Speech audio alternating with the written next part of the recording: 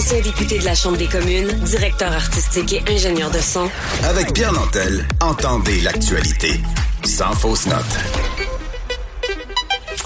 Il y a des gens qui passent la période des fêtes dans des conditions assez difficiles. On va parler avec la mairesse de l'arrondissement de la Chine, qui est dans l'équipe, Valérie Plante, Mme Maya Vodanovic, Mme Vodanovic, bonjour. Bonjour, M. Nantel. Bonjour, est-ce que j'ai bien prononcé votre nom? Oui, la deuxième fois, c'était parfait. Oui, c'est ça. Vodanovic. Bon, Vodanovic. Alors, dis-moi, la Chine est un quartier en ébullition. Je pense que c'est un quartiers récents là, dont la gentrification récente est la plus importante actuellement à Montréal. Il y a certainement beaucoup d'immeubles qui mériteraient des rénovations. Et il y a ici donc un multiplex où habitent des gens dans des conditions totalement insalubres. Vous le savez, vous avez intervenu du mieux que vous avez pu, mais ça ne fonctionne pas. Est-ce qu'il y a des développements récents? Je fais allusion ici donc à un reportage qu'on a vu dans la presse, dans Le Devoir, je pense dans le Journal de Montréal aussi, donc sur cet immeuble où il y a des gens qui vivent sans chauffage central. Est-ce qu'il y a eu une évolution récemment là-dessus? Oui, justement, aujourd'hui même. Bon. Vous savez, c'est le temps des fêtes, là, mais on a quand même réussi à rejoindre du monde.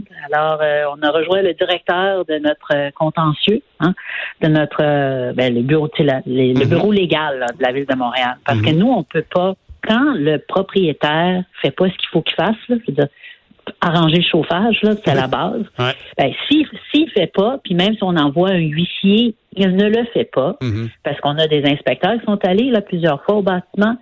Ben là, ce qu'il faut faire, c'est faut aller chercher un ordre de la Cour.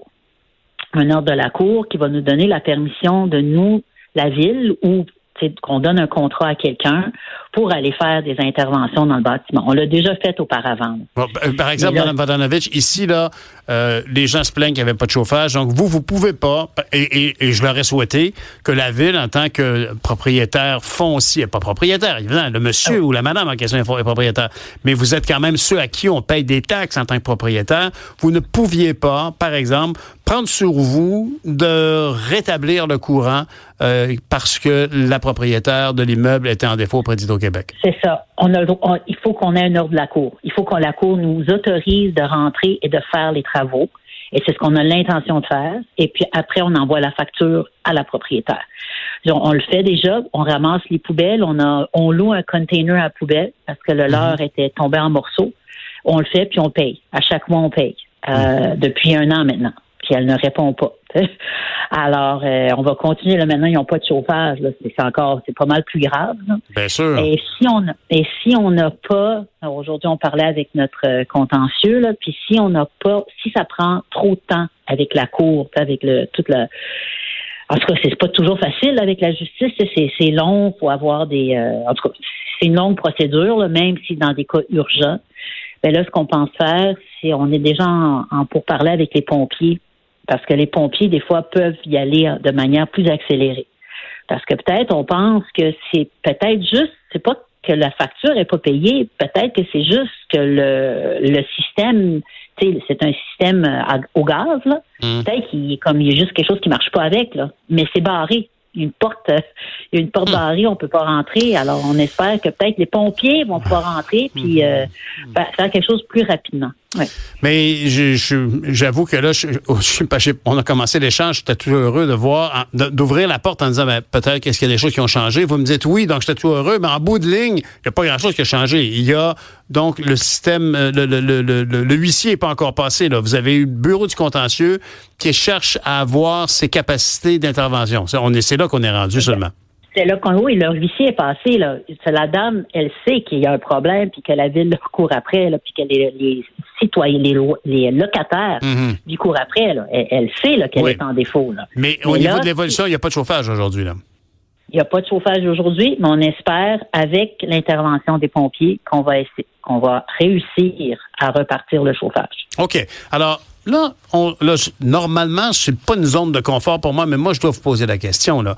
Allez-y. Ici, maintenant, c'est clair que cette propriétaire est fautive. Il n'y a aucun doute là-dessus. C'est clair que Catherine Hamel, qui a 50 ans et son conjoint habite là depuis mai 2022, que c'est leur deuxième hiver sans chauffage. C'est clair qu'il y a des gens qui souffrent actuellement. Je pense entre autres à Vera Nicolajou, qui, elle aussi, dit on peut même pas prendre notre douche, nos droits humains sont pas respectés. Cette injustice d'un propriétaire... Je comprends que les logements sont pas chers. Je comprends que le logement est pas cher parce que le logement est mal entretenu, qu'on investit très peu dessus.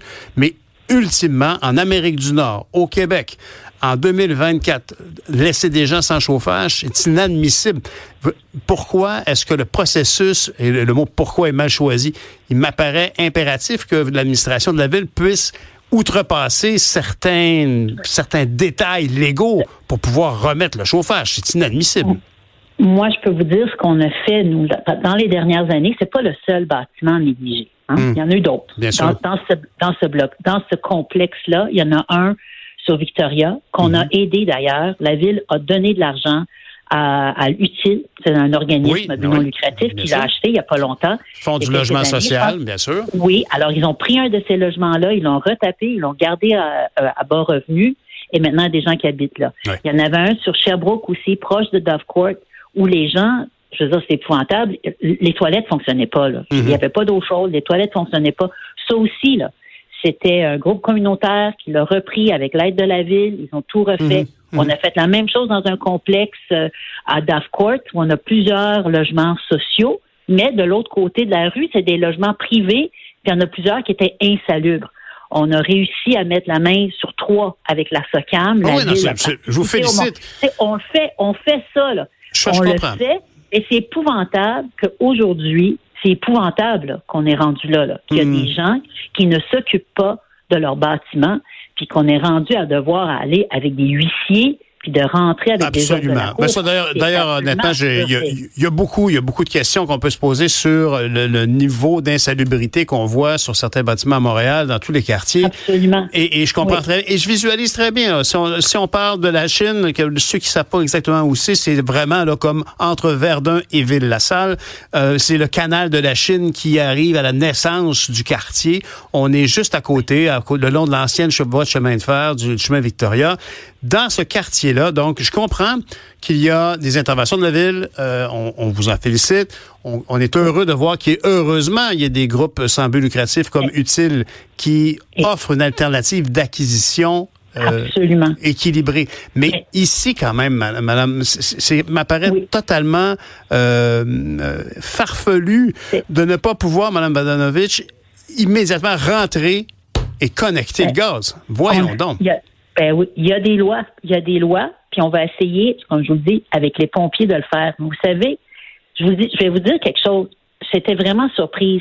À Saint-Pierre, c'est un quartier de la Chine. On a maintenant une force de frappe avec des inspecteurs, OK? Avec la Ville de Montréal, on s'est dit, on va rentrer là, on va aller inspecter tous les bâtiments, parce qu'il y avait plusieurs bâtiments dans ce secteur-là aussi, sur certaines rues que je mentionnerai pas, où on sait, là, on soupçonne qu'il y a de l'insalubrité. Okay? Mais vous savez que les locataires, ils veulent pas. Il y en a qui veulent pas qu'on rentre. Bien sûr, je comprends, parce que ça va augmenter, ils seront plus capables. C'est ça. On veut pas que notre loyer augmente. Non, ça, je comprends très bien ça. Vraiment, Mme Badanovich, je comprends vos difficultés. Puis c'est une croisade que la Ville doit mener, puis que l'équipe de Valérie Plante est sensible à ce sujet-là, tant mieux. Mais ici, honnêtement, on a le sentiment que, en tant que, par exemple, si j'habitais cet immeuble-là et que j'avais les ressources financières, ce qui serait probablement pas le cas, puisque ceux qui habitent là ont très peu de ressources financières. Ouais. On dit, on va le mettre le chauffage, puis je vais retenir les frais du plombier qui vient connecter le gaz, là, je vais les retenir sur mon prochain loyer. On ne demandera pas ça aux locataires, mais on peut demander ça à la Ville. Et là, donc, par les pompiers, vous me dites que c'est votre meilleure option. Où s'en va-t-on, là? Où en êtes-vous avec la démarche auprès des pompiers? On est le 31 décembre. Il fait froid. Oui. Excusez-moi, j'ai pas entendu votre dernier mot. Qu'est-ce que vous avez dit? J'ai dit, on est le 31 décembre, il fait froid. Où en êtes-vous avec les pompiers? Dans quel laps de temps peut-on imaginer une intervention? Moi, je veux qu'on le fasse avant que les grands froids arrivent, là, avant que la température chute. Puis s'il faut défoncer la porte, là, on va aller défoncer la porte. Là. Moi, c'est mon objectif, là, parce que disons que moi, Tu sais, si moi, j'avais un appartement, là, puis ça marchait pas, puis j'avais froid, là, je le ferais, là, j'irais, puis je payerais, là, puis je réparerais, puis je me dirais, ben garde, on retiendra ça sur le bail. C'est exactement, ou tu sais, je sais pas combien de fois moi j'ai payé pour des affaires dans mon appartement, là. Mais dans cet appartement-là, ils ont des fours. Leur poêle marche pas, leur frigo marche pas. Oui, c'est ça. Ben, alors oui, c'est incroyable. Là. Alors, j'ai fait le tour aujourd'hui, c'est absolument épouvantable que la propriétaire laisse ça là. Je comprends pas là, où est-ce qu'elle est. Là, puis je pense qu'elle peut-être qu'elle vit même pas ici, là, je sais pas, mais ça n'a pas de sens qu'elle laisse les gens vivre comme ça. Là. Puis les planchers sont mouillés. Il y a un tapis dans l'entrée, c'est mouillé. Ça veut dire que c'est pas juste le chauffage, ça veut dire qu'il y a des choses qui sont brisées à l'intérieur. Mais alors, il faut faire vraiment une inspection complète du bâtiment. Oui, mais comme on dit souvent, l'idéal est le pire ennemi du mieux, parce qu'on dit, ben là, tant qu'à faire, on va attendre 2-3 jours, parce que là, il faut intervenir. Madame Vodanovic, j'apprécie votre lecture de l'importance de la chose, votre lecture du drame que vivent ces locataires-là. C'est pas drôle, c'est épouvantable de vivre ça. Et ici, donc, ben, je vous souhaite que les pompiers vous répondent rapidement, parce que honnêtement, c'est possible. Et c'est sûr que c'est tourner les coins ronds au niveau légal, mais on sait à quel point il y a des gens qui sont passés experts à utiliser tous les petits détails possibles du code juridique pour ne pas obtempérer et laisser des gens comme ça dans la misère noire.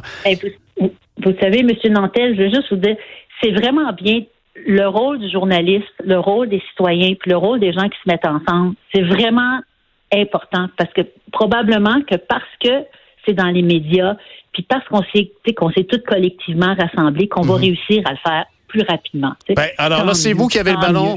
Madame Vodanovic, c'est vous qui avez le ballon, donc on vous souhaite de le rentrer dans le basket, dans le panier des pompiers, puis qui débarque, parce que ça va faire, il faut que ça réchauffe. Merci, je vous souhaite une bonne année, madame. Merci à vous. C'était Maya Vodanovic, mairesse de l'arrondissement de Lachine, de l'équipe Valérie Plante. Merci.